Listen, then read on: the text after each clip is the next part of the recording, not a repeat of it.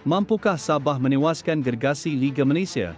Johor Darul Tazim, JDT, bagi menamatkan penantian panjang selama 30 tahun untuk kembali menjulang Piala FA. Persoalan itu yang sedang hangat bermain di bibir peminat bola sepak tanah air ketika ini menjelang pertembungan kedua-dua pasukan dalam aksi final di Stadium Nasional, Bukit Jalil, Ahad ini.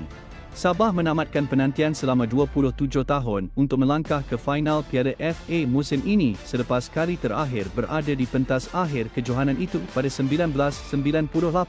Kini, impian lebih besar seluruh peminat Sabah untuk melihat pasukan mereka menjulang Piala FA selepas 3 dekad dengan skuad Badah hanya sekali menjulang trofi itu pada 1995 apabila menewaskan Pahang 3-1 dalam aksi final di Stadium Merdeka.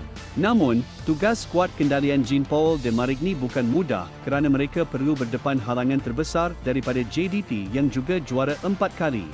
Atas kertas, JDT menjadi pilihan untuk bergelar juara berdasarkan rekod kebal Harimau Selatan yang sudah 4 tahun tidak tewas dalam kancah bola sepak tempatan selepas dikejutkan Kuala Lumpur, KL, City 2-0 pada aksi final Piala Malaysia 2021.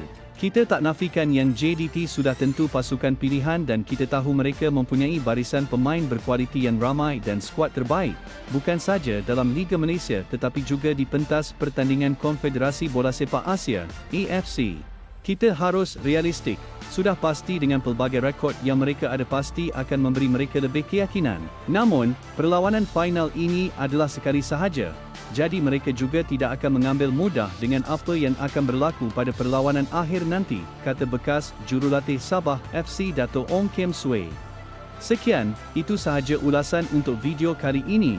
Teruskan bersama saluran YouTube Bola Kita News untuk ulasan berita harian bola sepak Malaysia terus kepada anda. Salam hormat dan Assalamualaikum.